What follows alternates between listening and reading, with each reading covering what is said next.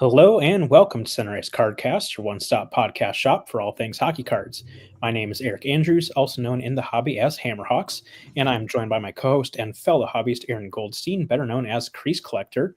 And joining us for the second episode in a row is Upper Deck Senior Product Manager Billy Celio. Billy, thanks so much for joining us. How are you doing today? When you said second, I was like, are you going to say the second time I was on your show? Because I think I've been on a few more than two times. But Couple no, more, doing couple good, more. guys. Good deal. Well, since we have Billy on, you guys probably know what that means. As you know, every time we have him on, we're talking about products that he's built. So today we'll be going through a couple of those that have released recently, and that being 24-25 Skybox Metal Universe and 24-25 Upper Deck Extended Series. So we'll start off with Metal Universe, obviously always a very fun product that has a lot of intriguing elements in it. So first up, we always enjoy hearing about the design for the base cards and rookies, for a lot of products, but for Metal Universe in particular. So what can you tell us about what went into the design for the base and rookie cards this year? So it's a really drawn out process where I spend days upon days coming. No, I go to Gene McLeod and say, "Do what you do." I mean, She's the best. It's really that's really Do how what it you is. do. If I know Jean's working on a metal product, I know she. I mean, this is her set. This like she design wise. This is one of her babies, and so I don't want to do anything to disappoint her. So I usually just kind of let her do what she wants to do, and if there's some things we want to tweak a little bit, like understandable, but that's usually the case when it comes to Metal Universe. Ever since we've gotten her on board. Awesome. Yeah. And then Eric's showing off the goods there. Awesome stuff. One things that, a lot of collectors, myself included, like really appreciate, could be like compared to some previous years, is that you're guaranteed to get, either an auto or a PMG per box. And that is something new with this year for that product. What kind of prompted that kind of configuration change? Part of it's listening to the consumer. A lot of people, when they buy a box of cards, they want to kind of know what their guarantee is. They kind of want to know, like, hey, am I going to get an autograph in a box? It sounds weird, but some people don't even care like who the autograph is. As long as they like, hey, I can get an autograph in this box, I'm going to buy it. So to have the soundbite of an autograph or I believe it's blue and up, so it's like a blue or a red PMG. That doesn't even include the greens and the golds of pairs. And we might talk about it later, but I think you'll notice a large cutback in the number of PMGs this year compared to other years. We've heard people saying, well, we're watering down the PMG market. So I kind of felt that was kind of a nice soundbite. An autograph or a PMG. Those are kind of the two things that consumers want to hear or see, but because of the autographs, we're able to kind of still protect the PMGs. Like, you don't want to get a PMG every box. It just kind of kills the value of it. And when you have like a retro version and you have another version, and I don't want to say it got out of control, but we took a conscious effort to cut back in the number of PNGs. So you're only going to get the base set, the rookies, and then the cartoon ones, the throwbacks. I don't want to use the word Marvel because we don't have the Marvel license, but it's an old Marvel design that Upper Deck had. Yeah, absolutely. And I think that is a very welcome change that people have appreciated is, kind of keeping that scarcity, but still making them attainable, and kind of keeping them special in that way. So I think that was a good decision for sure. And, of course, PMGs are what the product is known for, but a lot of the inserts, are key elements of the product as well. So we'll go through some of those. First, from the first couple packs, we have a points per game of Connor McDavid. So that's a timely nice one, card, of course. Then this one's pretty cool, and we'll talk about these in a bit, but a blast furnace of Macklin Celebrini. So pretty cool card there.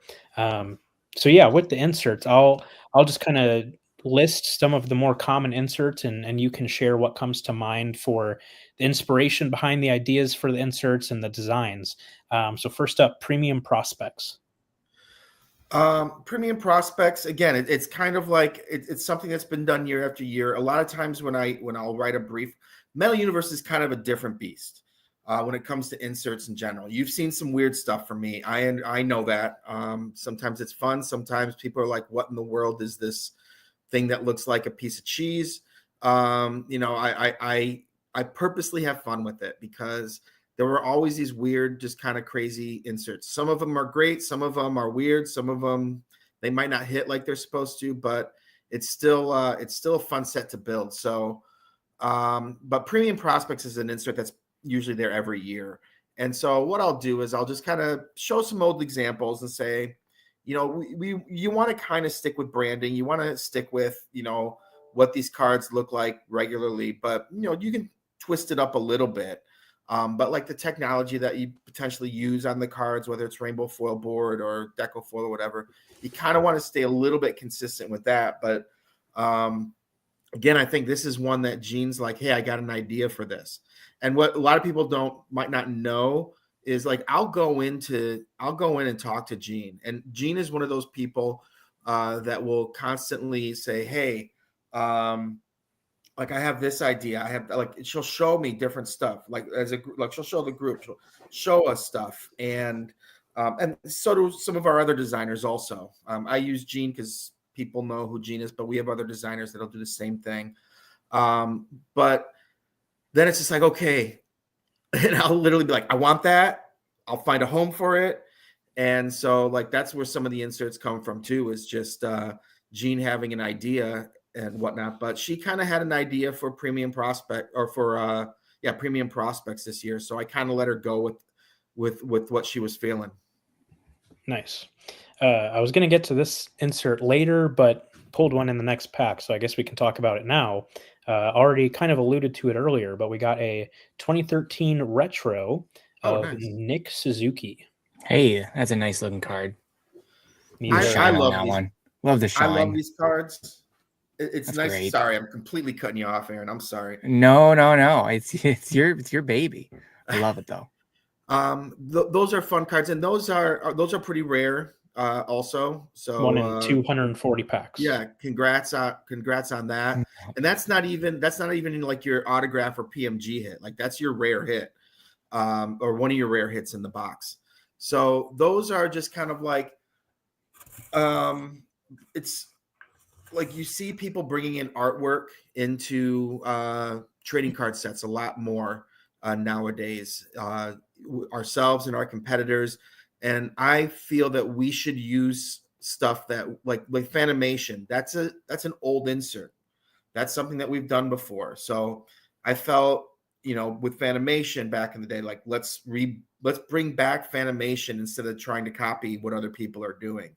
And so I wanted to bring back a Metal Universe design that we used in entertainment, and it's fun. Like we've had I think a couple artists over the last few years. I think we've kept the same one for a year or two, and they kind of know what we're looking for. We're looking, to them to kind of look like superheroes, but they still got some hockey equipment and some fun stuff going in the background.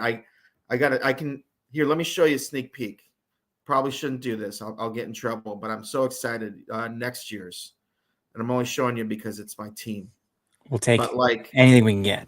Yeah, there you go. Here's a sneak peek of like what we're looking for next year. Oh yeah, look at that car in the background. Like that is amazing. And that's taking it to the next level. Detroit, I love it. Yeah. So this guy's done a great job. And we continue to use them and make really cool cards.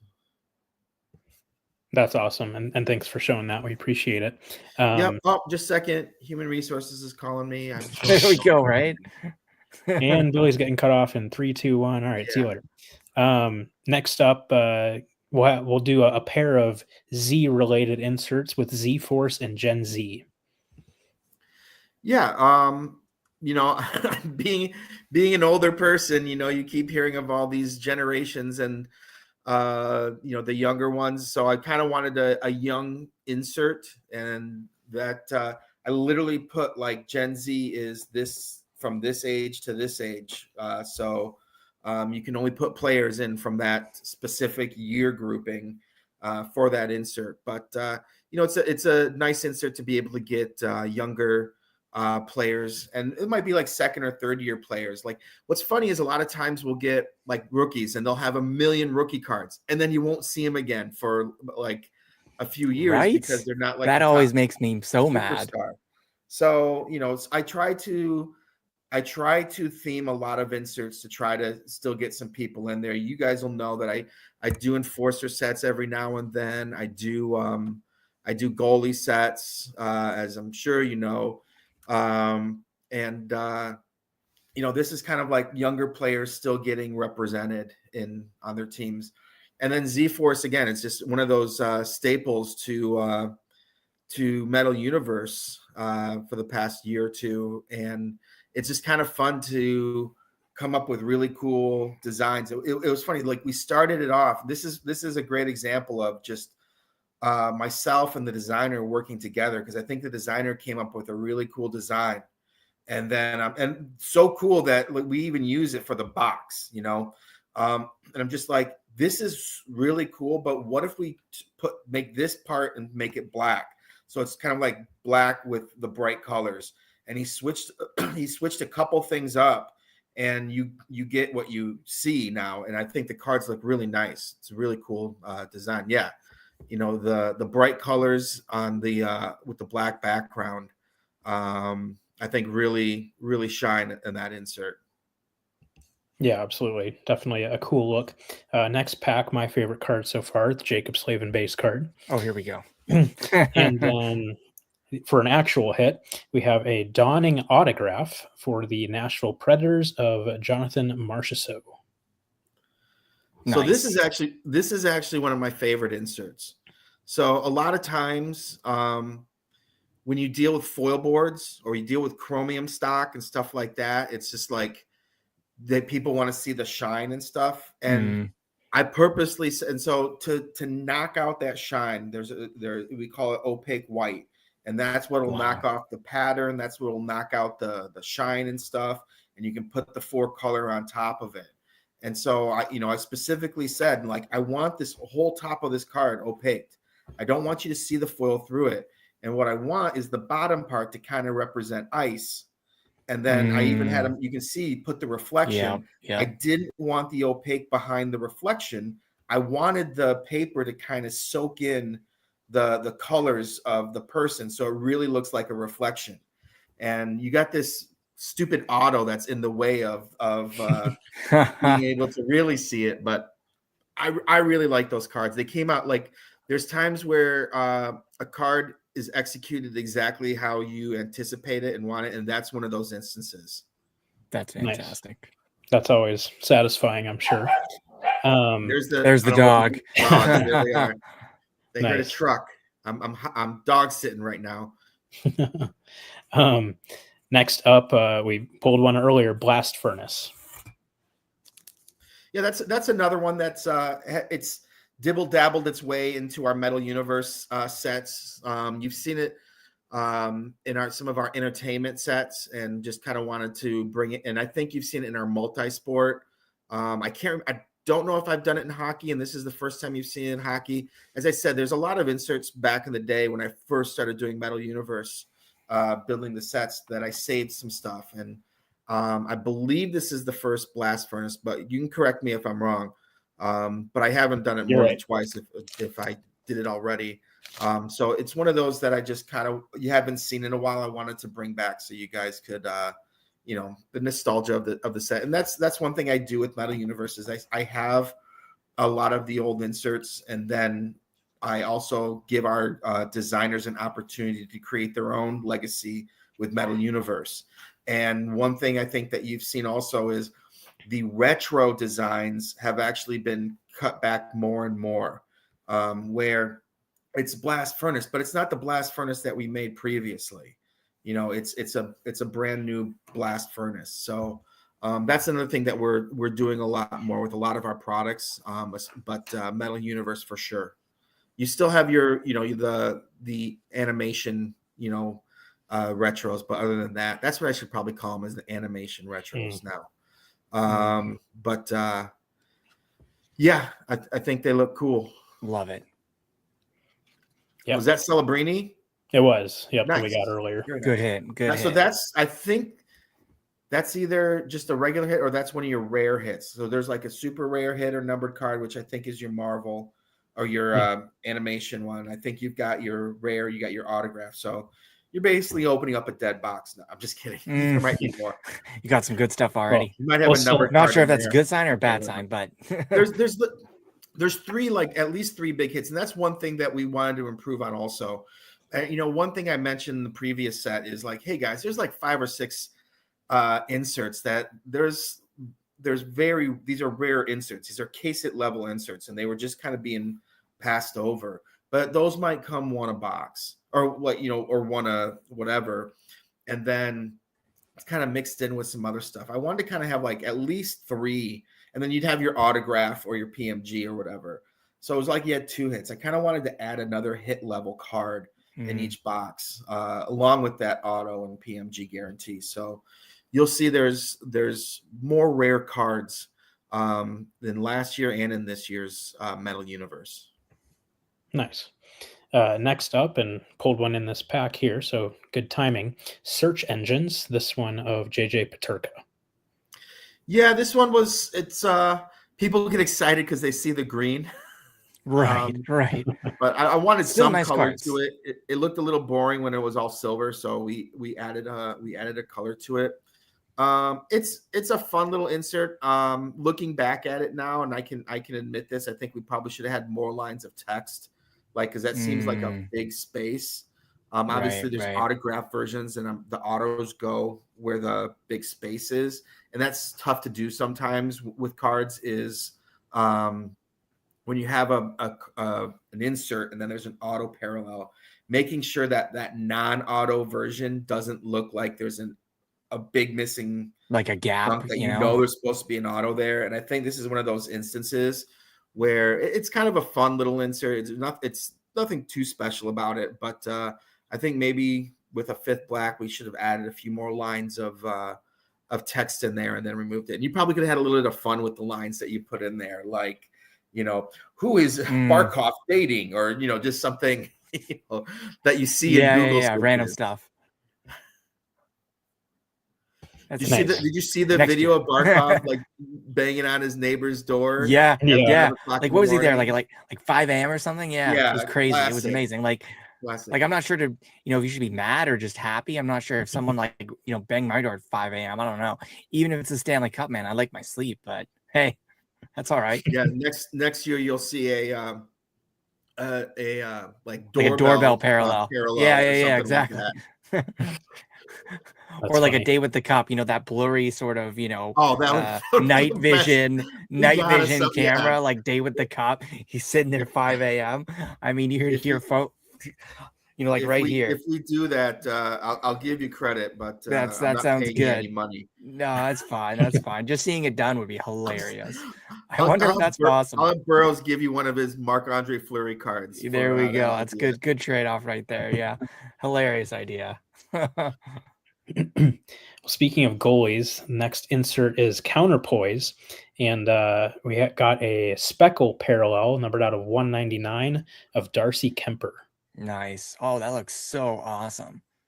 It's like you're looking up at like the solar system or something. Yeah, that's one of those like where you're like looking up metal, like when you build sets, it's just like, all right, let's look for some cool space stuff and and terminologies awesome. And stuff like that. So yeah, those cards came out nice.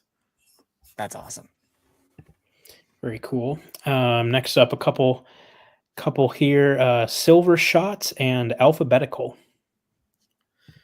Yeah, I had gone to a show and I picked up, I think, and I hate to admit it because I hate the team, but because he played at Michigan, but I picked up a Juwan Howard Silver Shots card. I think it's like pink or something like that. And I kind of just wanted to redo it.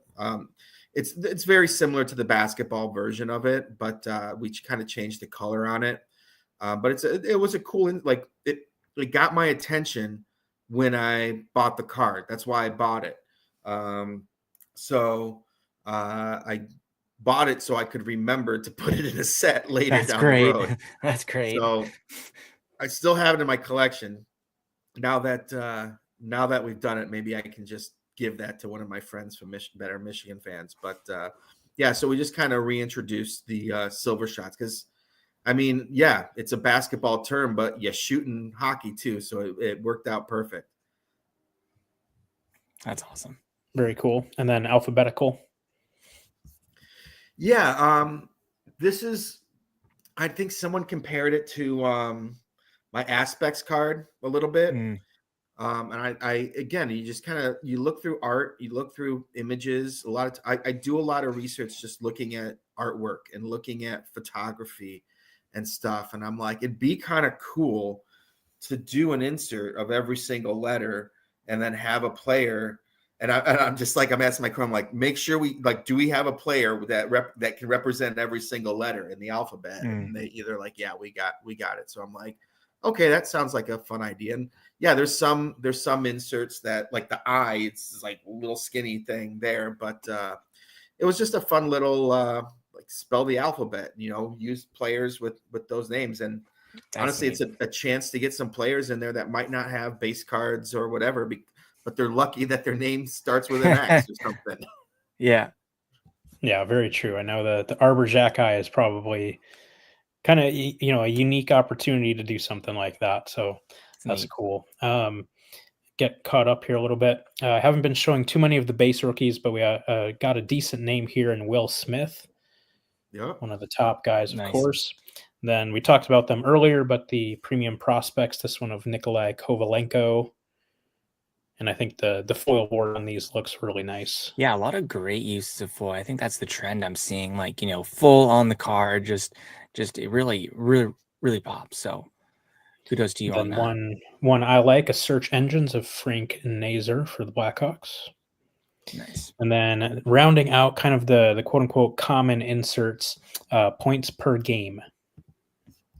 Yeah, I wish I could have die cut this card, but unfortunately, when you die cut like 4 sides of a card, it has to go through, like, sometimes you can't even put it in a feeder because of the corners and you need edges and stuff. And unfortunately, that was the case in this instance. So we weren't able to die cut it. And it costs money for die cuts, but I still think we could have done it, but we couldn't really. It would cost even more for the pack out process of those cards. But yeah, there's a lot of people, like, fits perfect, 3 digits. A lot of people averaged more than it's kind of an ode to the people that averaged a point over a point or more than a point per game. So that's kind of the theme of it. That kind of, like, in my process, thought, like, one of my shops that I talked to, Player's Choice, and I remember Jason at Player's Choice had like a lottery kind of thing where everybody got to type in, like, how many players do you think are going to score 100 points? And it's just like, okay, well, there's a group of players that score 100 points. And then it's just like, and then when McDavid was doing his amazing year, and you're sitting there, I'm like, how many points is he averaging a game? Like, can he actually almost average 2 points a game? And I was like crossing my fingers, and he didn't make it, but he wasn't far from it. I think it was like 1.8 something. Crazy. So that's kind of where it came from. It's just like, okay, these guys can average a point per game, and how many of these people do it? Oh, there's enough people that average a point a game that I think we can make a pretty good insert out of this. That's awesome. Doesn't Crosby have like a record where he's done it like? Yeah, he's done like what, like 20, years? 21 straight seasons of a point per game, over a point per game, something like that. Crazy. So it's just nuts, man. We could have just done a set of each year him. It's not a bad idea. Like kind of like a legacy set, throw it in every product. Yeah, something like that. That's awesome. Another insert that we want to talk about, one that sells very well and one that I really love, and get to in a second here. You'll know exactly what I'm talking about, is the Metalheads. I mean, those cards are awesome. Like, I just ran through it. Like, I've seen them before, but I just kind of ran through. I'm just checking eBay here just to see them all in one shot, and they are awesome and just so creative, and they're amazing. And like I said, they sell very well. So clearly, people love this stuff. So what can you tell us about those? No, we've had a discussion before where we talk about not really being able to um, show off the artwork that's done on goalie helmets because it's actually the artwork is actually owned by the artist, Right. and so we've had discussions with the artists before to see if they can do something, and that didn't work out. So what we decided to do, I'm just like, let's do a metal die cast, and there's like legal stuff about what kind of masks we can even show, like the shape of it, because I think there's one mask that's actually like copyrighted of what you can show. Oh, really? That's interesting. There's so much weird. There's so much. I had no stuff. idea. Yeah. Huh. Everybody's copywriting everything. Did you see Angel Reese is copywriting Me Bound? Like you're basically copywriting something that is actually not an impressive stat. But anyway, I said that for Eric because he's a Chicago guy. No, I'm not an Angel Reese fan. So. But so we got the mask, and we hired artists to do artwork for the mask, and it took a couple tries on a number of them. I kind of had to. I explained, but then it's just like I really had to explain a little bit more because some artists are really good artists, but they might not know enough about hockey. Once we got on the same page, I think the artwork's really cool. I like the Edmonton one where it has the dome on it. But a lot of like recreation. You got to. The other thing is the league has to approve it, so you have to be careful when you use team logos. Like I know they did a little fun thing with the Red Wings, but that has to be approved by the league because they're very protective of their logos. Also, when we have original artists do artwork of logos, everything goes through approvals. I think Luke, when Luke the Cardist did his set, when they had logos in the background, all that stuff had to be approved. The only regret I have on those, because I love those inserts. I told Grant, I said, these are going to do well. And he's just like, you're probably right. He's like, I don't necessarily get it, but he backed me 100%. He trusted my idea, which I'm very thankful for. And it came out well. I wish we would have used more of a glossy finish on top of them. I think that might have made them even better. That being said, I think they came out great, and I like them a lot. And we can't make mask cards like they used to make in the day, but this is my alternative. We hear it all the time. Hey, I wish they could bring back mask. I wish they could do this. I don't even think we made the mask cards. That was a different company, but this was my way of doing that.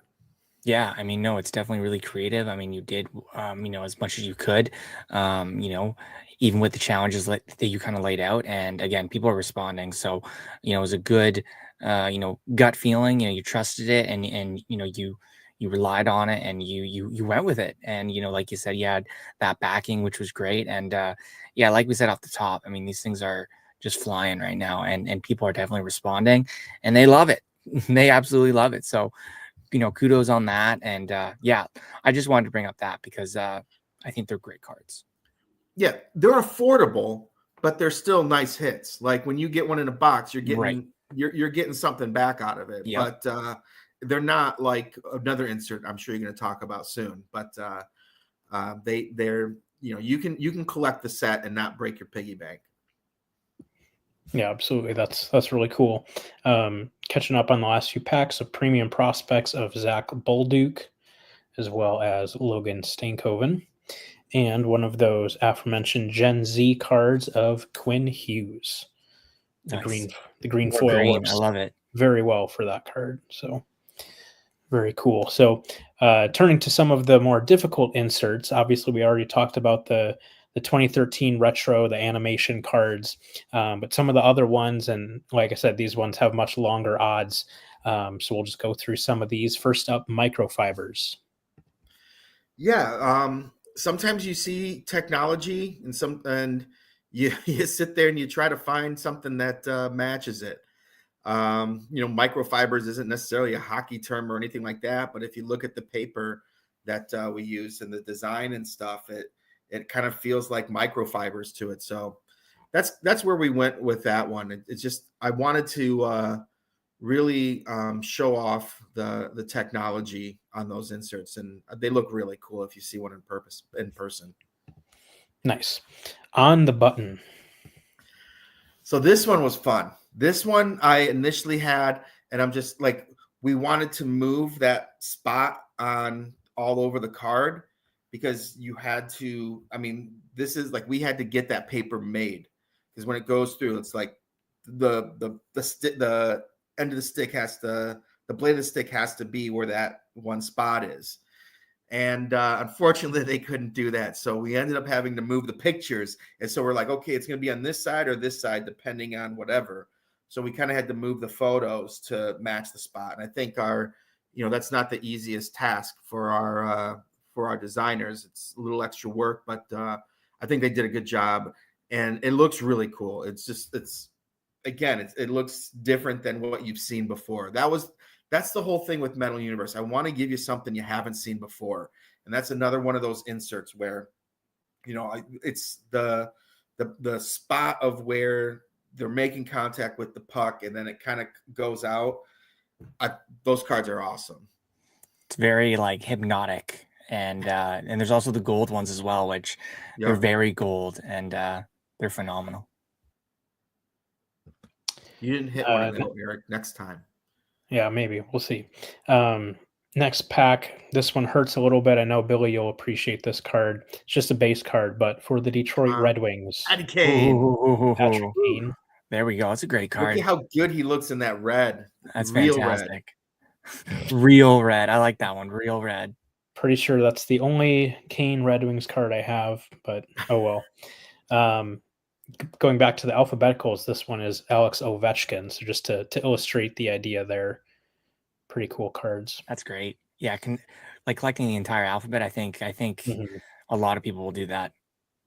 Yeah, absolutely. And our photo department has to do a little bit of work there too. You don't want to pick a picture where it's like it's just Ovechkin's head. Yeah, notice they got that is interesting too. Wrapped around the O. I'm sure they had a bunch of pictures picked out, and then they do this to it, and they're like, "Oh, well, actually, it doesn't really work." Yeah. You need one that cuts off some, but still works. Exactly. That's perfect. Next up for the difficult inserts, weaving. Again, it's cool. I saw a cool pattern that I wanted to use. I already did my cross stitch insert, so I couldn't do that. So it's kind of like a woven pattern, but it's like you do that in hockey. You weave in and out and stuff, so it kind of felt appropriate. It's kind of like the word means two different things. Like in hockey, it's one thing. In arts and crafts, it's another thing. So kind of combining the two, and again, the technology on the paper looks amazing. So take advantage of it. And you'll notice a lot of times when I have that paper or the technology or whatever, I'm very minimalistic in call outs and design. That's on purpose because I want to show it off. Nice. Next up, we have a silver shots there of Jake Gensel. So I know we talked about those, but there's a good look at one. Next up on the difficult insert list is Dark Matter. Yeah, so Dark Matter made its first appearance in the Metal Champions. And it's a really cool looking card. And I'm just like, I want it to. Like, there's times that Tony, who was building that set, he comes up with some stuff. And I'm like, oh, I haven't done that in my Metal. I go, maybe I can bring that over. And that was one that they did in Metal Champions. And Gene was like, I really like it, but I also want to do this to it. I'm like, here's your chance, Gene. I'm going to use it too. So she did that, and I wanted to, and they were very rare in Metal Champions. So I obviously made them very rare also, and those are doing quite well. They're very unique. It's not like just ink on paper. You know, it's kind of you know, it's a black, but like you can see stuff, but it's not printed, but it's maybe in the UV, maybe it's in the foil, you know, sort of stuff. It's a little bit, it's kind of like one of those cards that you got to look at the right angle to really see what it is. But yeah, I really like those cards. I'm glad I was able to add those to the set also, and they've done very well in the secondary market too. Nice. We talked about these earlier, but obviously wanted to highlight this. It's a great player and just a really cool looking card, a Z-Force for the Montreal Canadiens of Calder Trophy winner Lane Hudson. That's cool. Yeah, it's definitely a very colorful design there. It looks really nice. And then we're down to the kind of the two I think that people have enjoyed the most, or you know, and they're some of the more unique cards. The Golden Boys. First up, the Gold Bullions. Yeah, that one took a lot of work. I wanted a dual foil card, and but I wanted it I didn't want like a thick card. I already have doubloons, but I wanted a dual card that had foil on both sides. And again, it's nothing new. It's been done before. It's just been a while since it's been done. So I found out why it hasn't been done in a while, and there's a lot of stuff that needs to happen, and for it to be able to be accomplished. And our pre-press and our operations team did a great job of kind of doing what you know, what's funny is I talked about die cuts, and originally this didn't have a die cut because I couldn't afford it. And Grant's just like, no, he's just like, you got to work something, do something. This has to be die cut to look like, you know, a gold brick. And I'm like, all right, no, I agree with you. I just couldn't afford it. And he's just like, find the money. So I took a pay cut. No, I'm just kidding. He made it happen. He literally made it happen. So yeah, that's why you guys didn't get a tin of the cup this year. No, I'm just kidding again. I don't know if you did or not, but I wish. So no, we had to make some reservations elsewhere, but we were able to get them cut. And yeah, those cards are really cool. I like how they turned out. Again, a lot of that design and work I owe to our operations for getting that accomplished. Because I had it one way, and they're like, can't do it that way. It's impossible. And so I'm like, well, how can we do it? And they were able to come up with a solution. And again, working with a team, that's what everybody's there for. Very nice. So this is the last pack of the box. We got a Z-Force of Connor McDavid. Again, very cool looking card. And then highlight this just because they're still, you know, newer cards. A Utah Hockey Club card of Josh Doan, rookie card. So pretty cool there. And then, of course, you know, I know everyone has probably been looking forward to this conversation. I know I certainly have. The Patrick Kane Red Wings base card. Yes, let's go. We're talking about it. You got one. Let's talk about it some more. Yes. These cards have been selling extremely well, which is not surprising. Yep. They're beautiful cards, and they're very unique cards, that being the liquid gold. Yep. We solicited this way back. So you might hear of some other liquid golds from some other people. I'll just say we had ours solicited before you even heard anything about the other one. Okay. That being said, this is a great example. And I kind of, when I said we'll talk about it later, I knew we'd talk about it, but this is a great example of Gene talking about something and executing it. One of the things that you know, she likes to talk about, a lot of these old inserts, they were one and dones. A lot of these like very famous Metal Universe, she's just like, I like to do them once and then that was it. And it kind of keeps those cards special. And you know, you've seen us take Metal Universe over the past number of years and keep doing some stuff over and over again. And one of those inserts that we kept doing over and over again, sorry, I moved my camera there. One of those sets we do over and over again was jambalayas. And people are like, you got to have jambalayas in there. But then you hear other people, just like the PMGs. Now, you can't go without PMGs. But just like the PMGs, you keep hearing people like, you're watering down, you're saturating the market with PMGs. I said, fine, I'm listening to you, Gene. We need a new PMG. I mean, this is what she does. This is the magic of Jean McLeod. And she's just like, Billy, look at this. And the funny thing is, she's like, the old Noise Boys, like those. Mm-hmm. And the funny thing is, I never got a Noise Boys back in the day. And the only Noise Boys that I ever see are slabbed. So I never knew they were flexible. And I think we talked about this before in the previous Metal Universe. And so she's just like, I want to do this. And I want it to be, like just like the Noise Boys, this flexible. It's like, I want to do die cut. She's like, I want to put foil. I go, great, let's do it. I came up. I said, like, she had the paper. I said liquid gold. She did everything else. I'm not gonna lie. I literally, like, in my brief, will put like liquid gold. Jean is going to build this insert. she will handle it. She knows what to do. This is what it's like. It's costed for this type of paper and this much per card. Go for it. And she crushed it. She absolutely crushed it. When we saw them, when we like saw the design, we're like, these are gonna be cool. And luckily, we actually pulled one in our QA case, and they're really nice. And Jean kept coming. She's like, I heard you pulled one. I heard you. Let me see it. I'm like, Jean, go put it at your desk. This is your design. This is your card. So she has our only copy of the liquid golds. But those are really cool cards. And you'll see us continually challenge her and challenge our design team, because I mentioned Jean a lot, but as I said, it's not just Jean. Jean's not the only one that made designs in this set. I just use her as an example of some of the inserts that you do talk about. But it's fun. I don't know what else to say.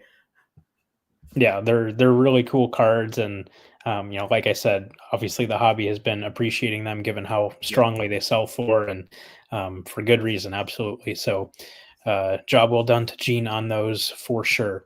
I think that's all we had for metal. Is there anything else that you want to share about the product before we turn to? I'll interrupt you here real quick. One of the things, I didn't interrupt you. I guess you said, is there anything else I want to say? I was going to interrupt you, but you already gave me the floor. One cool thing about that insert too is there's no autograph version of them. There's no parallels of them. And they're not like one a case. Like people say case hits. They're not even one per case. And they're not numbered. But obviously there's the ratio. You can tell, I think it's like 1 in 5 cases or something ridiculous. Mm-hmm. Like do you got the numbers in front of you, Eric? I can look at my build if you don't. I thought you had the. See, I kind of like that though. It's rare because it's rare. It's not rare because of a number. It's not rare because of this attribute. It's rare because you can't find them. That's it. How not many a parallel. Did we make? This that. Yeah, exactly. But, exactly. I love that. I love that. One in 960 packs. See, like, what is that? That's great. And the same and the same thing with jambalayas. Like nobody can tell me a print run of jambalayas, can you? No, nobody knows, but they know they're rare. It's the same, and we make sure we treat the cards the same way. Like if volumes can go up and down, but when it comes to like those type of inserts, I try to keep the number of cards there are the same. So a ratio might go up and down on something like a rare insert. Another thing is, and I don't know if they'll be back next year. Like honestly, they were a big hit, but like I said, Jean kind of been pounding me on the head, saying, you don't always have to repeat these things. Like it's time to bring new stuff in, and those liquid golds might be something that you won't see for a long time. And maybe when somebody else gets to build Metal Universe 10, 15 years from now or whatever, they'll be like, oh, I want to bring back those liquid golds. And that'll be fun for me. I'm like, I know I didn't design them or anything like that. I came up with a name, which really isn't even really an original name, but it's still fun that it was in a set I built. That's fantastic. Well, it makes it special. I see what you're saying. I see what she's saying as well. I mean, it makes it special. You don't see it in a while, or it's every other year, whatever it is, for whatever card, but it makes it, it's something different. I like that. It makes these ones more unique.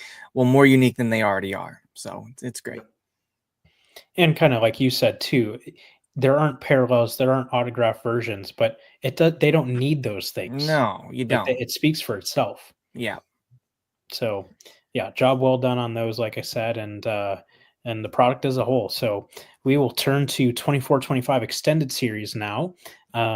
This is always the first question I ask you about the product every single year. So you probably know what I'm going to ask you. I don't. But I actually don't. No, you'll know. One of these years you'll remember. But Are the corners rounded? Is that what you're going to ask me? No, they're not rounded.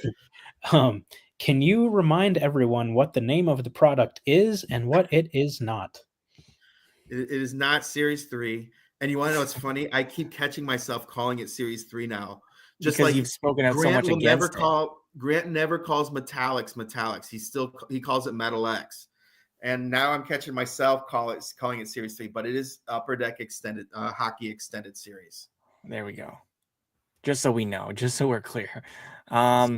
So we touched on this a little bit when we talked about Series 2, but can you just share a little bit about the Young Gun checklist that was determined for extended series? So we've pretty much come to the conclusion that it's going to be 29 Young Guns available, and we obviously knew we had Celebrini and Will Smith, so it was a good opportunity to split up the Shark players, and we knew one of them would be. They're both great rookies, right? So had good rookie years. So we knew that we would have some value in extended this year. It's always a question mark. Luckily, I keep adding more and more stuff in extended that keeps adding more and more value to it. That's always helpful. But everyone always asks about the Young Guns. We have our first round cards that go in there too that fill out the requirement for 6 of those cards per, because they're on the same form. And some people love them, some people hate them. You know what? It's just extended is one of those sets that you get affordable rookie cards of some of these guys. So Lane Hudson is going to have a bunch of different inserts in extended. And this is an opportunity of us to, like, his Young Gun might be selling for $100, but maybe you get his first round card and maybe it's a $20 card. It's still a nice looking card. It's affordable. Like you still got a Lane Hudson card, and there's a number of inserts in this set that, like, if you get a Lane Hudson or Macklin Celebrini or Will Smith or Mitch Kopp, you're still happy that you got like you pulled an insert, a Lane Hudson insert in your metal box, Eric, and it's a nice card. Was it the Z-Force? Was that what it was? Yeah, it's still a cool insert. Is it going to sell for as much as a red PMG? No, but it's still a nice affordable card of a top rookie. So we kept those, and they still have like the high gloss and the exclusives and the deluxes and the outbursts and the gold outbursts and red outbursts. And I think you even saw last year the Bedard outburst first round pick still. I think it sold quite well. So there is value in those. Yes, I understand it's not the same as Young Guns, which is funny because their ratio just the same as Young Guns. But we've decided we tried for 3 years, and only 1 out of the 3 years we got the full number of rookies. And we were getting like backup goalies, like guys that didn't even get on the ice. But if you are a backup goalie, that counts according to the league and the Players Association. I like that. Some people don't, but I like that. Yeah, we just decided to we're pretty good at getting to 29, so that's what we're doing. Nice. First couple packs of polls, we start off with a UD Exclusives, numbered out of 100, of Chris Tanev. Hey, Mr. Maple Leaf. Nice to get a numbered card. We have a first round rookie of Zach Bolduc. We have an encore of Macklin Celebrini. So like you said, you can get plenty of inserts of the big name rookies. Got a silver skates of Josh Morrissey. Nice rainbow foil board there. Got a pros and prospects of Jonathan Lekaremaki for the Canucks. Another Good rookie name there. And a UD canvas of Jeff Skinner. It's pretty cool there. One thing that's kind of an interesting and notable change for the product this year, over the first whatever has been 4 or 5 iterations of the product, a lot of the inserts have just been direct recycled old designs from past products. But and I know you told us this would be the case this year, and obviously it is. But this year it's a fresh take on previous brands with those new designs. And you talked about this a little bit earlier, but what prompted the decision to go away from just using old designs and instead have fresh takes on those brands? Yeah, the nostalgia is great sometimes when you get to see old designs. I think our competitors, do that a lot. I would say almost too much. And I think we were getting to the point where we were actually, we were looking at each product and saying, how many retro designs are we doing? And how many sets that we make have retro designs? And how many in each set are retro designs? And it was getting a little out of hand. And so we kind of got the direction to kind of start stepping away from using so many retro designs. Like, we don't have necessarily the history of having cards from the 50s and 60s and stuff like that. Right. Obviously, we started in '89, but that being said, we really, again, we want to give our design team the opportunity to kind of make their own versions of stuff. The guy that one of the guys that works on this set, I think through the years he kind of, like, it started off, and he's done a good job the last number of years of really figuring out what each brand is. Like, the pros and prospects, you look at that pros and prospects cards, it's a new design, but it looks like a pros and prospects card. It does. It has. I see what you're saying. Yeah. So you can give them examples, but they can create their own designs. They don't want to have a portfolio of other people's designs. But that being said, so yeah, we stepped away. So yeah, we weren't able to do Black Diamond because guess what? Black Diamond already has a 24-25 set. So we can't sit there and make Black Diamond. So that's gone. That being said, Trilogy doesn't have a 24-25 set. So I immediately was like, mine, zoink, and grabbed that as quick as I could. And a funny thing about that, maybe we'll get to it. Maybe you pull one, but that'd be nice. One was pulled the day before the product was supposed to be released, and so the cat was already out of the bag. But Trilogy, we use like a form. It's 100 cards on a form. So we had we had 33 subjects, and they had 3 different rarities. Different numberings, and I'm like, I've got one spot on a form, a rainbow foil board. What could I do? What could I bring back?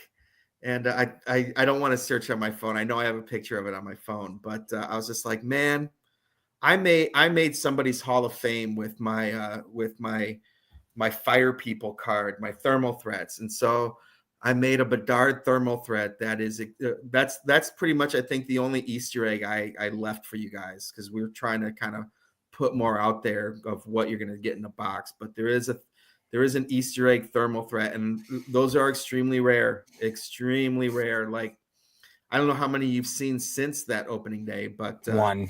Yeah, you won't find many one. of them. So that's it. I'm trying to add value to one of my Hall of Fame. I mean, if it makes a Hall of Fame, I won't tell you what Hall of Fame it made. But hey, if it makes the Hall of Fame, let's try that's to make something, right? As valuable as possible. So I had I get to have fun every once in a while, but I know, Eric, you probably were going to bring that up, being a big Chicago guy and whatever, but sorry, I let the cat out of the bag probably ahead of the time you were going to talk about it. Nope, not at all. That's all right. One of the other inserts that have garnered a lot of attention were the Oracles cards. What was the kind of the inspiration behind those, and can you explain the different colors? Yeah, and I keep getting asked about the colors, and Yeah. you know what's funny is in my build, it actually says color TBD Oh, 1, yeah. 2, 3, 4, and I forgot what colors I gave direction for. So then I went on the costing and I'm looking, and they'll be like PMS this. I don't know what PMS 8742 or Yeah, whatever yeah, is, yeah.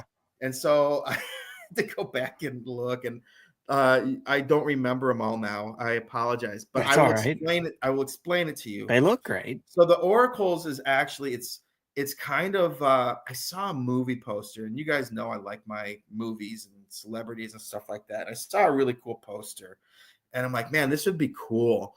I don't want them to look like tarot cards. Like I don't want people to think that we're dealing with dark magic or anything like that. But I just like the concept of it and putting it on a playing card, and it's something different. Like one thing I noticed, I didn't want to do playing cards. You know, we do that in MVP, and I don't think it belongs in our flagship, a playing card set. It belongs in other stuff that is more suitable for that.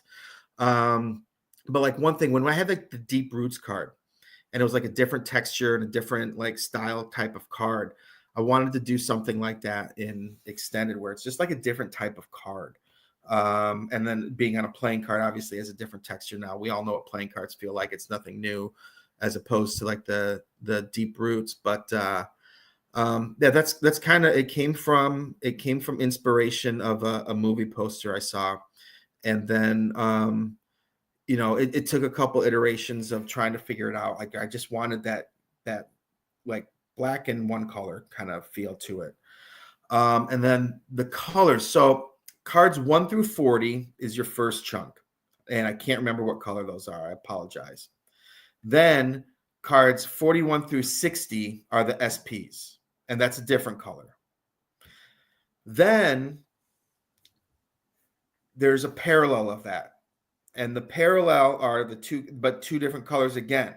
So there's a parallel of the 1 through 40, and those are the is it the SSPs? And then there's the rare, super rare, whatever, and that's a parallel of 41 through 60. So it's basically a 60 card set that has two colors in it, and it's with two different sets of scarcity for those colors, and it has a parallel that kind of meets the same scarcity and color, but the colors are different. Did that help, or did that make you even more confused? Yeah. No, Kind of. Yeah. No. makes sense. Okay. Cool. So catching up on the last few packs, we have a triple dimension reflection of Olin Zellweger, and these are very nice cards in person. Really nice foil board and foil stamping, and yeah, really, really nice looking cards in person. A rookie reflections of Nolan Allen. That one's kind of based off of an old LeBron James card. If you go back and look at rookie reflections, That's nice. there's ones where I say I want it to kind of look like this, but give it your own spin. But I want that R, and I want the reflective part in the R. Cool. Have a UD3 Future Impact of Bo Horvat. And a first round rookie for the Detroit Red Wings of Sebastian Cosa. There's your case hit. Look at that. A Beehive of Jason Robertson. And I thought it was kind of interesting how these have the foil border on them. Just a little bit of a departure from. I changed it up. I understand. I have some people in my ear saying, Beehive never had foil, and I understand that, but we're doing our own take on it. And sometimes you stick with branding, and sometimes you kind of redo it. And we decided to redo it because I thought last year's were just a little too boring. So I wanted to kind of make them look better. That's right. There's nothing wrong with Beehive in 2025 looking like it's from 2025. Exactly. Nothing wrong with that. True. A Silver Skates of Frank Nazer. Nazer's following you today. I know. He is. A Pros and Prospects of Brendan Brisson. He's not the only guy following me. Fortunately, a UD Canvas of Jacob Slavin. Hey, all right. Not bad. Not bad. A lot of talk of him lately. another UD canvas, but this one is actually a notable one that also fits my collection very well. We have a UD canvas retired for the Chicago Blackhawks of Tony Esposito. Okay, that's a cool card. That's cool. No, you notice how he preemptive, like that fits my collection. Like he knows you're a goalie collector, Aaron, but Yes, he was he's already I'll let him getting have dibs this on one. it. Like, I'll because it's a let him have this Blackhawk. one. It's a great photo too. I always Yeah. love the Legends one. You see photos you've never really seen before. It's really, really cool. So that's a good hit. I'll admit, good hit. So while we're on the topic of canvas cards, of course, one notable card in the product is the Macklin Celebrini Young Gun canvas card. And, you explained some of the rationale behind splitting up other notable Young Guns earlier on, but can you tell us a little bit about the photo selection for this card? And if you were or were not trying to match the Will Smith canvas? 100% trying to match the Will Smith. Our content guy is a huge Sharks fan, and he did that on purpose. I have no problem with it. I think I've done weirder things, so I can't knock him too much. That's all right. He purposely did that. He thought it was kind of a cool thing if they both kind of had the same background, and I thought it was a kind of a cool idea. So I'm glad he did it, and I haven't heard too many complaints. The initial person will be like, "Oh, that looks just like the Will Smith." Yeah, it does on purpose. It's kind of a cool thing. It's a good thing. Two big rookies, rookie year. Let's do something that kind of connects them. Since we couldn't put them in the same set as Young Guns. Exactly. Still talking about Young Guns, the continuation of the retro Outburst Young Guns. What can you tell us about those kind of new crop of players included? It's a great set. We have already checklisted, I believe, 5 years of this. No way. Is Enroth in it or what? It's going to be we got to be careful with this stuff. And so there's obviously enough Young Guns and everything throughout the years to come up with 5 years. Wow. 15 by 5. So that's 75 Young Guns. We already did more Young Guns renewed than we're doing of the retros. And then and so there was basically, and we're not going to do a Connor Bedard because he's already had a Young Gun. So, we can make the checklist. And so we did. And I think it was very smart. So that way we don't double up on accident because we didn't look at previous years. So the checklist is made. That's great. It's going to be 5 subjects in Series 1, Series 2, and Series Extended. There we go. We got it. We got it. Yeah. But and it'll be for the next 5 years. So this was the completion of year 1. That's amazing. 5 years of that's amazing. I know you guys were kind of slowly rolling this, but 5 years away, that's some planning right there. So I'm excited. I always like when you guys kind of tease it on social media, here's who's coming up. And so we got 5 years left of that. That's awesome. So that's cool. That's a great bit of information there. So thanks for that. Let's see the hits, Eric. Yep, catching up. Let's do it. We hit a card of this guy earlier, but another really nice one here, a triple dimension reflection of Macklin Celebrini. Very nice. Got a rookie reflections of Zach Bolduc, a canvas of Andrei Vasilevsky, our first Young Gun of the box. Somewhat surprisingly, it took this long, but of Fabian Lysell, one of the better ones of the crop.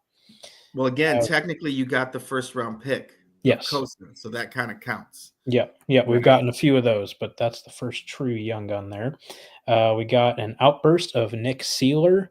Again, these are just such beautiful cards in person. The foil is awesome on those. Super, super cool. Got another UD3 of David Pasternak. Got a Dazzler's Blue of Nick Suzuki. Really like the champagne bubble foil on those is really, really nice. Yep. Then I think I'm going to blame you guys on this because we have not one, but 2 more Frank Nazar cards. That's a good thing. We have his first round rookie there. There we go. And then I like this one, a Beehive Gold. Ooh, oh, nice. Are those numbered? They're not, but Doesn't need to be. It's a great card. more That limited. is awesome. Yeah. I like it. Really I nice like looking it. card. Haven't seen one of those yet. I like it. Yes, very cool for sure. Another big inclusion in the product are the very coveted Young Gun acetate parallels. What would you like to mention about those? They're in there. Just kidding. One of the things I think this year, so we didn't have the extended from the previous year. So we actually have the 23-24 extended acetate Young Guns along with the 24-25 Young Guns. So there's actually more acetate Young Guns than previous years because of the addition of that. We've since fixed that, so they'll be in there every year. Yeah, pretty exciting. I know people are always trying to figure out how many of them there are. They're extremely rare. They are really nice hits. And if you hit one, I'm very happy for you because that means you did very well. But that's kind of one of the staple big hits now in extended. I know they used to be an SPA back in the day, and then maybe we would get some of them, but it's gotten to the point where you can kind of expect the acetate Young Guns to be an extended. That's awesome. One more. This is a really, really fun one. People really, really love these. The really fun inserts that I think older school, collectors would appreciate would be the Playmakers. What inspired these cards? Like they're so unique and so fun. You just look at these cards and you're like, that's fun. That's a fun thing. We made an anime set, I believe, that had like little figures and stuff in it before. I worked on the boys. We have a boys set that's eventually going to be coming out here soon. Right. Hopefully it should be before the end of the year. Which I'll just pump that right now because we've got like everybody signed for it, the whole cast. It's going to be amazing. But anyway, cool. So I did like an action figure because when I grew up, man, I collected those GI Joes. And I don't know if you notice on the back of the Playmakers too, it has pictures of all the other little Playmakers. Because remember the GI Joes, like the back cards, the other ones that you could collect from that series. I purposely did that as an ode to my, and I think Transformers might have done that too, but an ode to my collecting GI Joes back in the day. So and then we've got a little warehouse, and you bump into things every once in a while, and people have stuff at their desk. And I'm like, man, it'd be kind of cool to do these for Upper Deck. And so that is an old, like we used to have like figures and stuff, and that was an actual like design. Like I had we're not supposed to do retro designs, but I guess it's not a retro card design, it's a retro toy design. And so I had an artist recreate that design of the box, and then I had an artist actually create all of the imagery for those cards. So that's artwork that's on there that you have to have like a special artist that can do that type of work. And luckily we had used such artists for the boys and the anime, so we were able to do it for the hockey set too. And they're fun cards. They're pretty rare. Are they like one a case or something? Or they're pretty tough, case? Yeah. So something case like hit, boo, boo, boo, boo, boo, fire, lights, whatever you guys do nowadays. What's funny is I see people just fly past them. Right. It's like, man, right. you don't understand, and you don't know what you're missing. These are hits, and maybe that has to do with our educating the consumer, and that's why I'm on here. Others guys just look at the ratios when you get these cards. Like, hey, this looks unique. Let me put that aside and do a little bit of research. Go figure. Do some research on your cards. What a concept. Yeah. Next couple packs up, we have a Young Guns of Yuri Inola for the Avalanche. A couple of nice Penguins cards, a Beehive of Evgeny Malkin, and an Encore of Sidney Crosby. Nice. Got a Silver Skates of Florida Panthers Stanley Cup champion Brad Marchand. Ooh, man, what a move. We got our first Oracles of the box for the LA Kings of Anze Kopitar. So I think the yellow is Look the at that. That's so nice, though. That's 1 through so 40. Nice. Yep. Yeah. And then, Billy, you'll enjoy this one. We got a Trilogy Rookie Premieres, and I believe this is a level 3. So one of the tough ones. All right. Numbered out of 99 for the Detroit Red Wings. Sebastian Casper? Cosa. Oh, Kosa. Oh, look at this. Yeah. Woo. Nice. That is a Now nice Eisman just looking needs to card. play him. Yeah. There we go. The future. It's fantastic. What That's a card. great. I'll see you at the National. Bring that card with you. Like Sure you will. say you guys don't do mask cards, but I mean it's a pretty good headshot. I like it. Great True. card. Yeah, really nice looking card in person though. And then of course the topic that everyone is talking about with this product, the big chase of the product being the Alex, The day with the cup. all the Sebastian Cosa cards. Playmakers. But the Ovechkin Young Gun buyback autographs out of 8, highlighted by the great 8 out of 8 copy.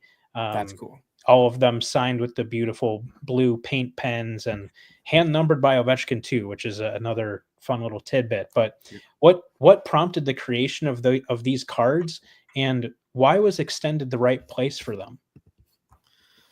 Because it happened. It's when he broke it. Like they didn't want to do anything until he broke it. Like he didn't want to do anything like too much.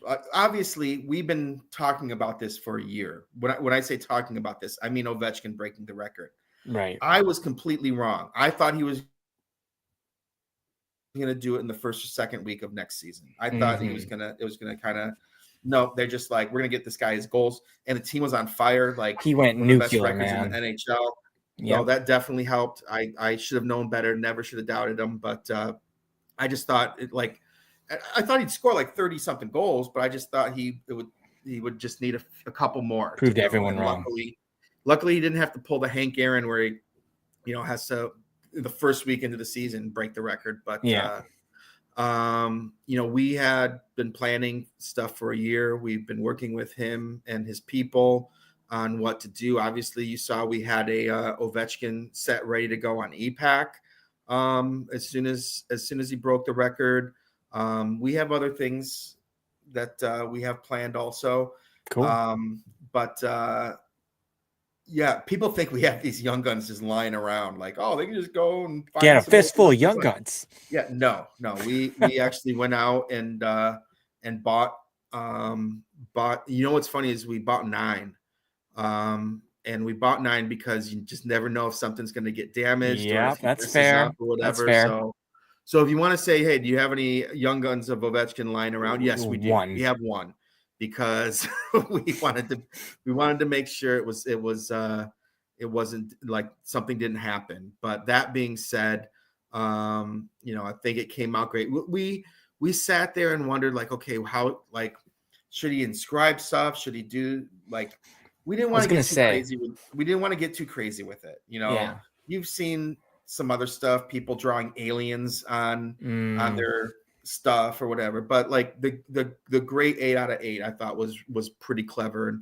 But other than that, hey, it's a beautiful card. Let it do its thing. Have them sign it, number it, done. That's all you got to do. Simple. And as you see, I think one is already sold, at least one, and did quite well. Very happy with the results. What was it, like 40 or 50,000 US, something like that? Crazy. And so I know there's a lot of bounties out for the great 8 of 8. I can only imagine what that one's going to do. Yeah. And to answer all the questions that people are going to ask, I don't know where each one went or whatever, but what I can say is the percentage of hobby to EPAC, that's how many EPAC got, and that's how many hobby got. Just like I say every single time when people ask me questions about gold outburst cards or numbered cards, if the percentage is 50-50, then 5 of them then 4 would go into hobby and 4 would go into EPAC. If it's whatever it is, that's how it goes. So that's how we determine how many go into EPAC. So yes, there are some in EPAC. But it's according to the ratio of how many EPAC cases we made to how many hobby cases we made. Fair enough. And I can tell you, we probably made more hobby cases. Probably. There we go. Yeah, definitely. Maybe a bit more. Wrapping up with our last couple packs. Don't show base cards too often, but one that we can appreciate is Marc-Andre Fleury, of course. And we've got a young gun for the cup. We pulled, I think, a deluxe or an exclusive in our case, and you should have seen Burroughs. Did Matt come running? Did he take it? Got to go to customer service. He's there like, we go. He already got it. He already, I think, bought a high gloss of it. Okay, all right. But still, I don't think he was in the office that day, and I'm texting him pictures of it, and he was all great. sad. It's funny. Got a young gun for the Colorado Avalanche of Trent Miner. Got a Pros and Prospects of Olin Zellweger. Silver Skates of Jared McCann. An Encore of Quinn Hughes. Got another Oracles. Again, just one of the common yellow ones of Sebastian Aho. But then our last hit is another Oracle, but it's one of the rookies, and it's one of the green short prints. So these are pretty tough. Nice. Connor Geeky. Oh, look at that. That is a nice card. So that's the if it's the rookie, then that's the super rare ones, right? Correct. That's unreal. Isn't the first parallel like red or something? 1 through 60. For the rookies, I think they're purple. Yeah, purplish, so reddish, yeah.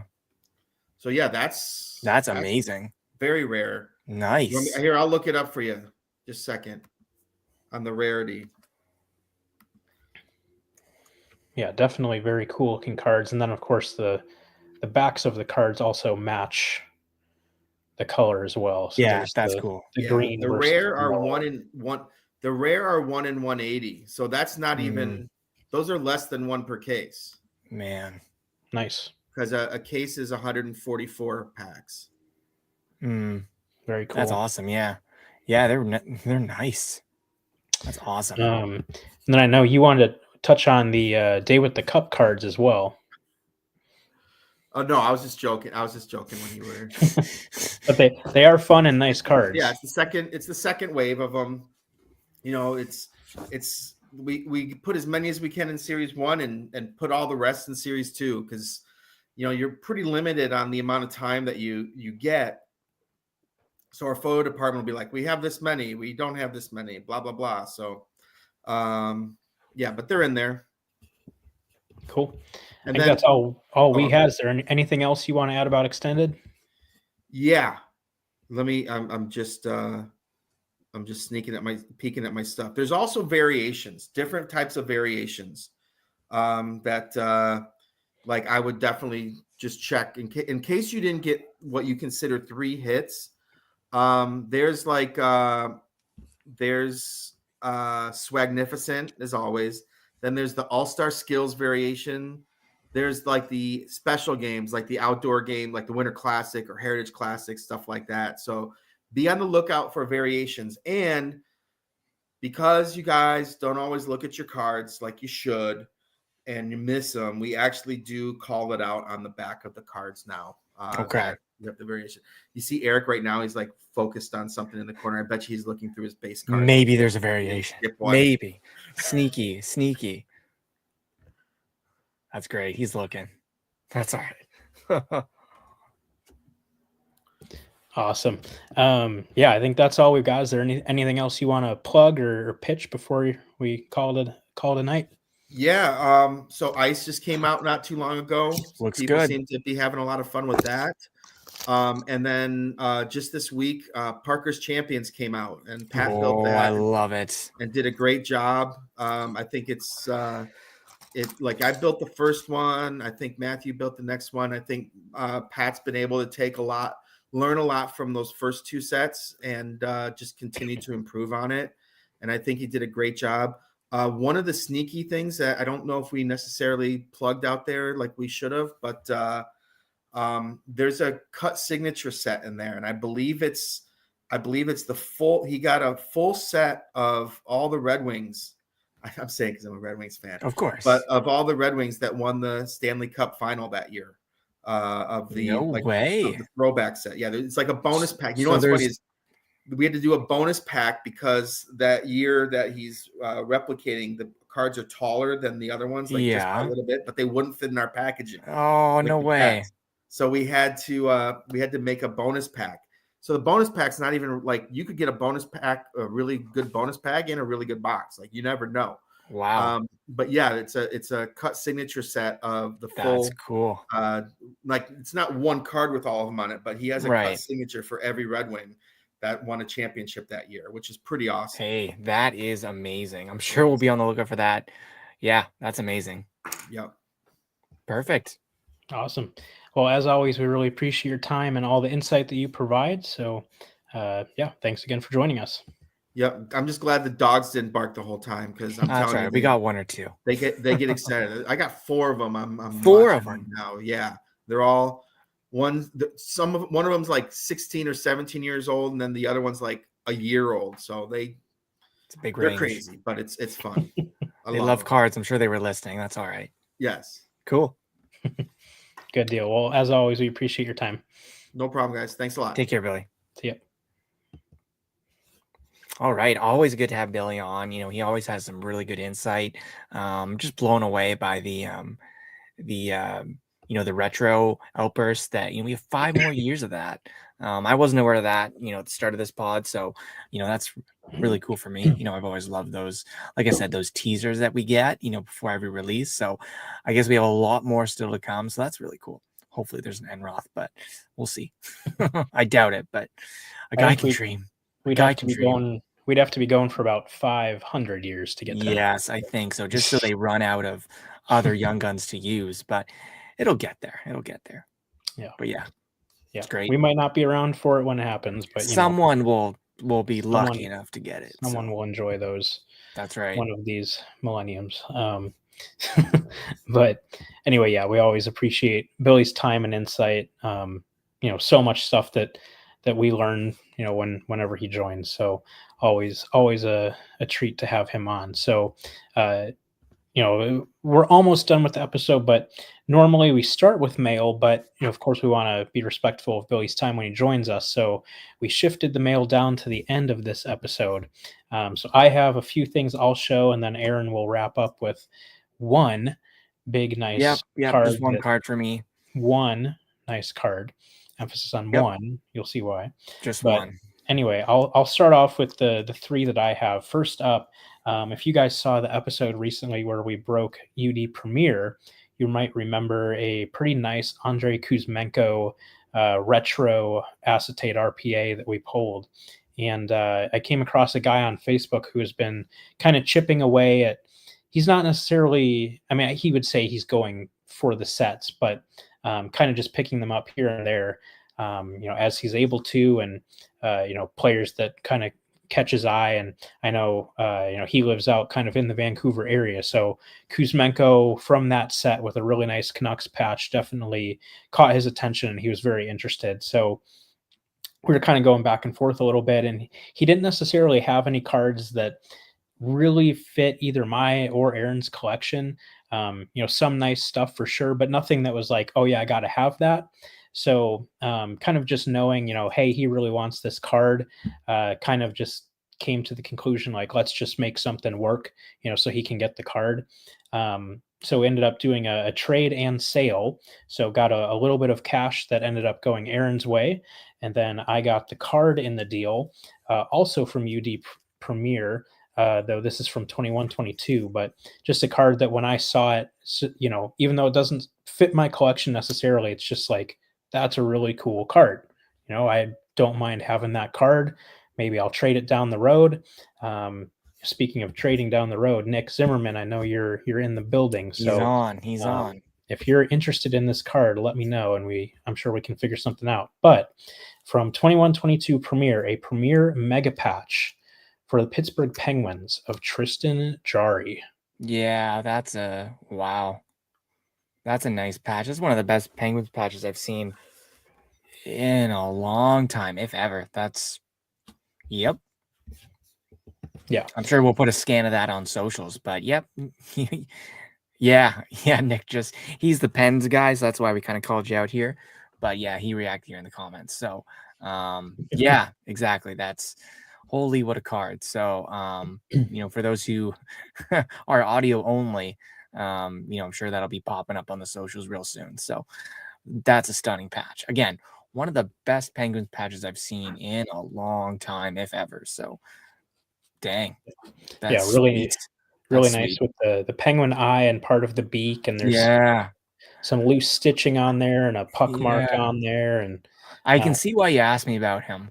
yeah, Like what's your, feeling about this guy? And now I can see why. Because I mean, whether you like him or hate him or this that, it's a great hockey card. So, especially as a goalie guy, I love that. So, yes, stunning card. So, yeah. like that's yeah. No, sorry, I keep gushing about this card, but you guys will see it if you haven't already. Obviously, it's one of the best pens patches probably ever. I mean, yeah.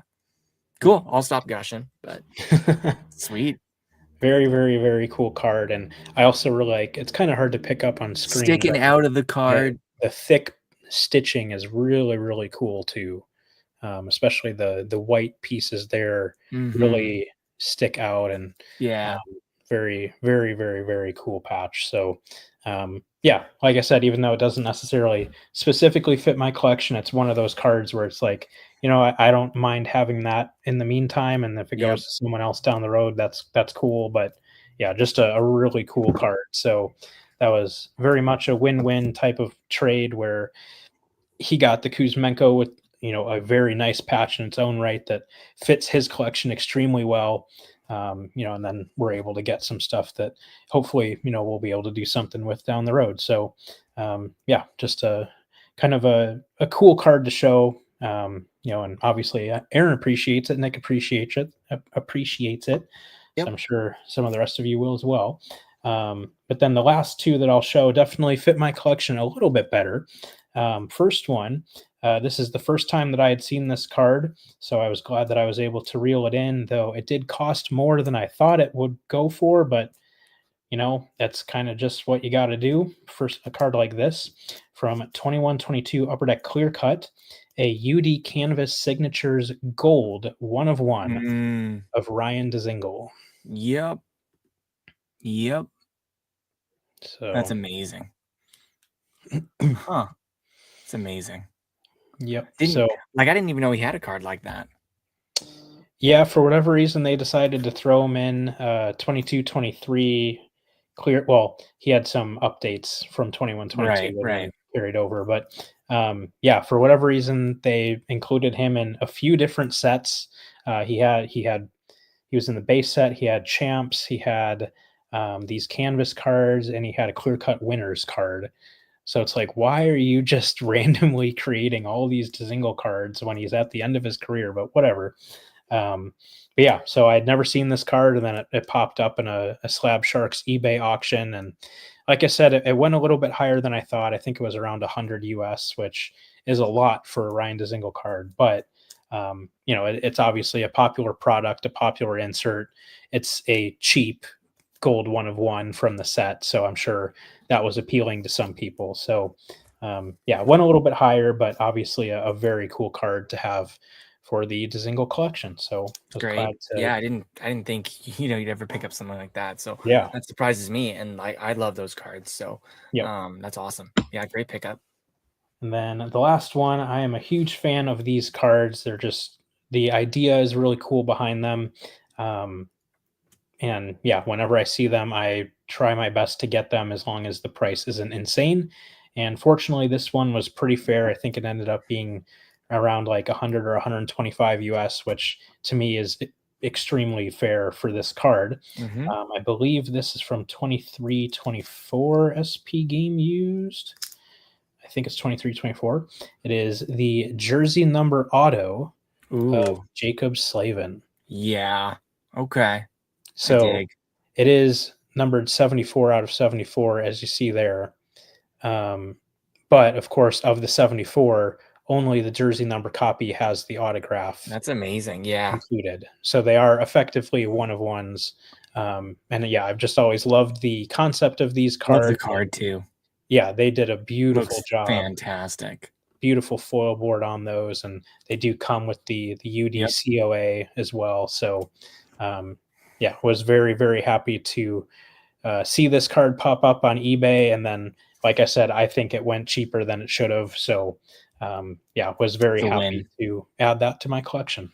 So That's amazing. Yeah, a lot of one-on-ones on your end. Yeah, I didn't expect that. So, yeah, kudos to you on that. Great card. I love the autographed only one of one, so jersey number to boot. So, yeah, they're fantastic cards when they did that. So, love it. yeah, I'm pretty sure this is the One of second. ones. I think this is the second one I have. I have this one, and then I have a Yeah, Jalmerson yeah, 4 out of 4 as well. So, sounds about right. but yeah, anyway, so enough of my one of ones. Let's see your one Of one. card. Well, I don't have it on me, so Eric's gonna have to throw up the scan. Okay, But just a you second. know, I'll have to. you have to grab it. Yeah. So Yep. this card is so we'll rewind a little bit, when Eric is getting the scan here. But if you guys remember the episode where we did a little quick recap of the my expo experience back in April, I ran into Dr. Brian Price, and a nice chance encounter. I didn't know he was going to be there, but saw him walking around, and managed to speak with him a little bit, and he let me know that he did purchase an Enroth jersey recently, and I kind of knew that was going down because the person who sold it to him reached out to me first, if I wanted it. But I already have this type of jersey in my collection. So I said, you know what? Thanks, but no thanks. But here's someone you can reach out to make that transaction. And so Dr. Price actually reached out to me during that whole process. I wasn't sure if he pulled through on it, but he did let me know that he did acquire it at the expo there. So really cool. So I thought, awesome, there's another Enroth jersey in his possession. That's awesome. There's probably some new cards coming down the line, we'll see. But I did tell him about one idea I did have for a card, and One idea. I'm not full of many ideas, but I did have one idea, if that gives you one little hint. So I'm not sure if Eric's ready with the card or not. I am. But okay, yeah, so here's the card, and I'll do a little bit of talking about it. So one of one, just remember that. So there's the card. So it is a mega number card of Jonas Enroth. And so as you can see there, the number one on the card, it is game used, one of one, of course. So it is a one of one. So I've always loved, and Dr. Price has done this recently, but I've always loved the numbered cards. Even going back to, the Panini days. I know that these versions, the number sakes, were not game used, but I've always loved the idea of having a singular number on the card. But for most players, for most jersey designs, it's not going to happen. Usually the numbers are too big, and so they're split up between 2 and 4 cards depending on the numbers you're using. So I figured, why not take my chance and see if I can get a card done with this. But the thing is with this is specifically, it's not the sleeve number that's being used. So for the Buffalo Sabres and a couple other teams over the years, they kind of utilized a kind of front of the jersey numbering kind of system or numbering design, very much like college sports. A lot of them will have the front number. I've always kind of enjoyed that when I see it. Not done in hockey too much, which is good. It's good that it's not overdone, but I've always appreciated how the Sabres have had that over the years, in that kind of era, or errors, sorry, on these type of jerseys, going back to, I think, 2009 they started doing that. So that 2009-ish era, till about somewhat recently, they've done these kind of front numbers. So I told Brian, I'm like, look, I don't know if it's going to fit, but the Sabres that year had this number on the front for their jersey numbers. Could you kind of work that into a card? And he said, I'll have to check to see if it fits, but I'm going to see if I can do that for you. So luckily he got back to me and said, hey, I can make this work. So Eric just threw it up on the screen there. So as you can see, obviously there's the sleeve numbers that are quite big. But then the numbers on the front are a little bit smaller. So I said, look, there's only one of those. It's on the front. Maybe that works. So luckily it did. And it created a one-of-a-kind card, literally. So I love that. I love the mega patches he's done the past little while with President's Choice. I thought, you know what? He just acquired it. Why not go for one more And it's something that I've always wanted in my collection. I've always loved those number cards. Anytime I've seen them, and I thought, you know what, I got to get one in my collection some way or another. And luckily, with this new acquisition, he was able to do that. So I love the card. It's super unique, and yeah, it's awesome.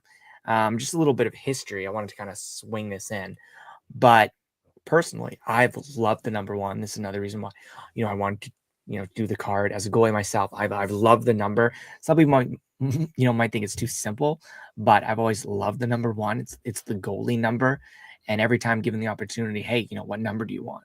I've always said number one, and it's just a classic, and it's super clean, and yeah, always loved number one personally. So to have a card that kind of incorporates it, even better. And a little bit of hockey history. I don't know how accurate this is, but apparently in the early 1900s, what was his name?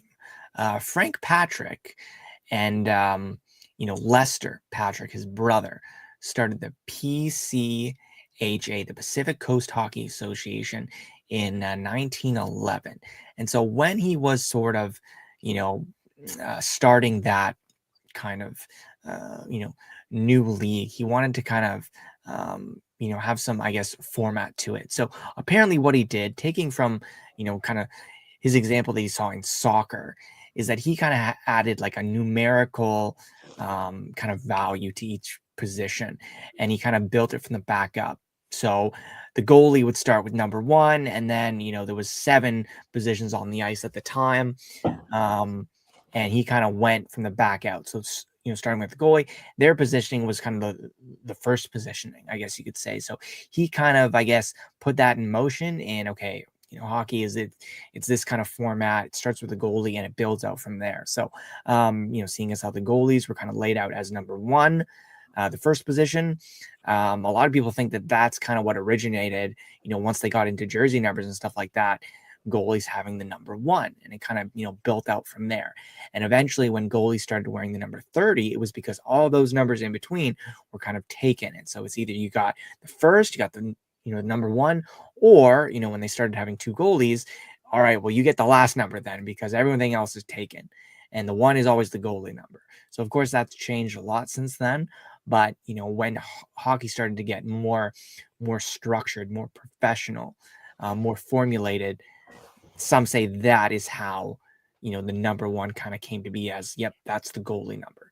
Even some goalies back then, when they had to switch out, they were given, sometimes a different jersey, but they were like, okay, you got to wear the number one still, because that's the goalie number. So even though you're making a switch, players might have had different numbers, but as the goalie, it's just number one. So I don't know 100% how 100% accurate that is, but it was a real kind of cool piece of history that I didn't know. Kind of going into it, as I did some more research on that, particular topic. So maybe you guys knew that already, maybe you didn't, but a little bit of cool hockey history there, because we all know it's the goalie number, but how did it become that? That's potentially why. Very cool. Yeah, I mean, obviously, like you said, like you think of the number one in hockey, it's a goalie.